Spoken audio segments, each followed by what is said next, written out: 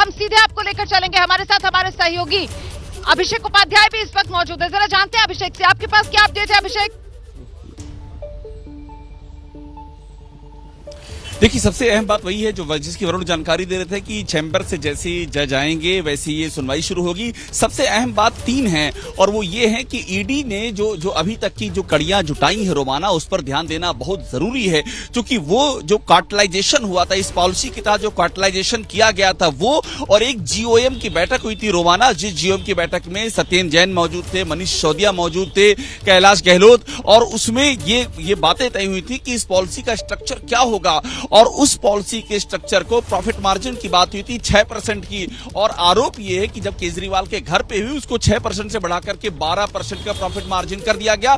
और उसमें जो आरोप ये है कि 6% का किकबैक आया है आम आदमी पार्टी की झोली में। तो ये जो कुछ भी हुआ है इसमें केजरीवाल की संलिप्तता की बात कही जा रही है। ईडी के पास एविडेंसेज हैं, बयान है, और बयान भी 3 लेयर हैं। पहला लेयर है जो शराब कारोबारी है, चाहे वो अमित अरोरा की बात कर लें, चाहे वो दिनेश अरोरा की बात करें, समीर महेंद्र की बात करें, उनके दिए बयान है। दूसरा स्ट्रक्चर है कि जो स्टाफ रहा है, मनीष सिसोदिया का स्टाफ रहा है या सीएम दफ्तर के रहे हैं, वहां जो पूछताछ की है वो है। और तीसरा जो हाल में के कविता की गिरफ्तारी की और साउथ ग्रुप से जो पूछताछ की है वो बयान है। तो 3 स्ट्रक्चर पर, 3 लेयर्स पर ईडी के पास में मजबूत साक्ष्य हैं जो ईडी का दावा है। और रिमांड में ये सारे साक्ष्य अधिक से अधिक दिन तक केजरीवाल की रिमांड का आधार बनाने की कवायद की जा रही है। रोमाना, बिल्कुल, तो अब देखना होगा कि ईडी की तरफ से शुरुआत में कितने दिन की रिमांड की मांग अदालत के सामने रखी जाती है। आप रहिए मेरे साथ, मैं सीधे आपको लेकर चलूंगी। बीजेपी की तरफ से अरविंद केजरीवाल की गिरफ्तारी के मुद्दे पर प्रेस कॉन्फ्रेंस की जा रही है। आप जानते हैं किस तरीके से अरविंद केजरीवाल को जब ईडी ने गिरफ्तार किया, उसके बाद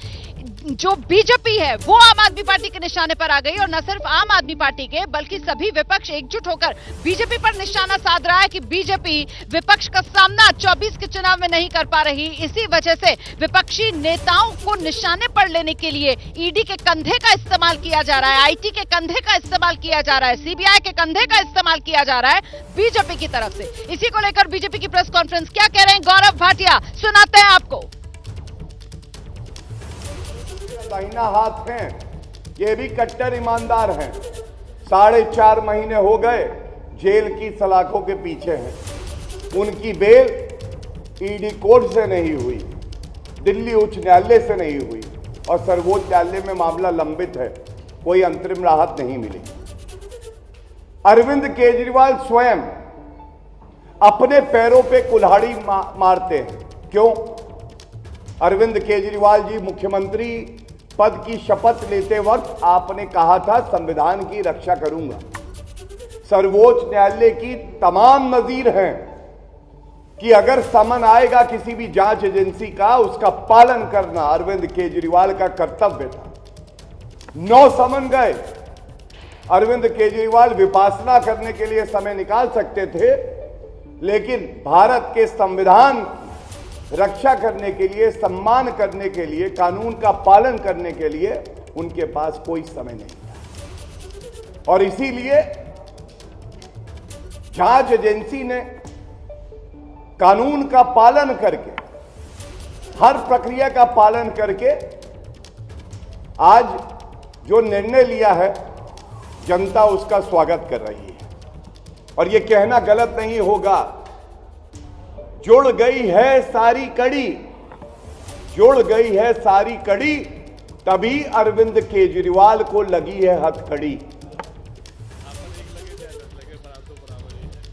तो सुन रहे थे आप, गौरव भाटिया को कह रहे हैं जुड़ गई है सारी कड़ी, तभी अरविंद केजरीवाल को लगी है हथकड़ी। अभी तक जो विपक्ष बीजेपी पर आरोप लगा रहा था कि बीजेपी केंद्रीय एजेंसियों का दुरुपयोग कर रही है विपक्ष के नेताओं को घेरने के लिए, बीजेपी आक्रामक होकर इस मुद्दे पर अरविंद केजरीवाल को भ्रष्टाचार के मुद्दे पर घेरती हुई सुना आपने गौरव भाटिया को। हम सीधे आपको लेकर चलते हैं हमारे सहयोगी वरुण जैन के पास और जरा जानते हैं वरुण जैन से, कोर्ट रूम में सुनवाई शुरू हुई क्या, जज साहब पहुंच गए हैं क्या? वरुण, अपडेट क्या है, बताइए विस्तार से।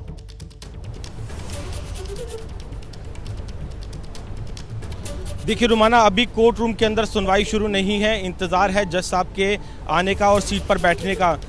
केजरीवाल फिलहाल, जो हमारे पास जानकारी आ रहे हैं कि उनकी जो वकील है वो कोर्ट रूम के अंदर पहुंच गए हैं, तो फिलहाल अभी केजरीवाल उनसे बातचीत कर रहे हैं। लेकिन क्योंकि अभी जज का इंतजार है, जब जो जज अपनी सीट पर आकर बैठेंगे तब आगे की सुनवाई शुरू होगी। लेकिन जिस तरीके से अभी बीजेपी अपनी प्रेस कॉन्फ्रेंस करके कह रही थी कि जो कड़ियां है वो जुड़ गई है, इसलिए अब हथकड़ियां लगी है, तो इन कड़ियों को ही एक मुकम्मल अंजाम तक ईडी को पहुंचाना है, इसलिए उनको केजरीवाल को रिमांड पर लेना पड़ेगा। और आप देखिए केजरीवाल के ऊपर जो अटैकिंग मोड में एनफोर्समेंट डायरेक्टरेट कब आई, जब उन्होंने के कविता की गिरफ्तारी की। के कविता की गिरफ्तारी के बाद ईडी का ये बयान सामने आया कि के कविता के साथ मिलकर ही अरविंद केजरीवाल और मनीष सिसोदिया ने पूरी साजिश रची थी।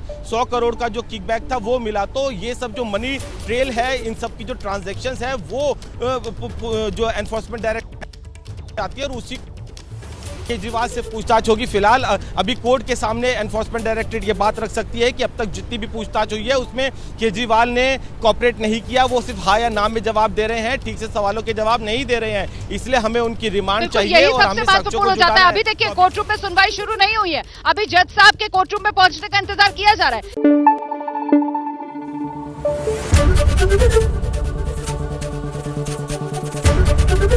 एबीपी न्यूज आपको रखे आगे।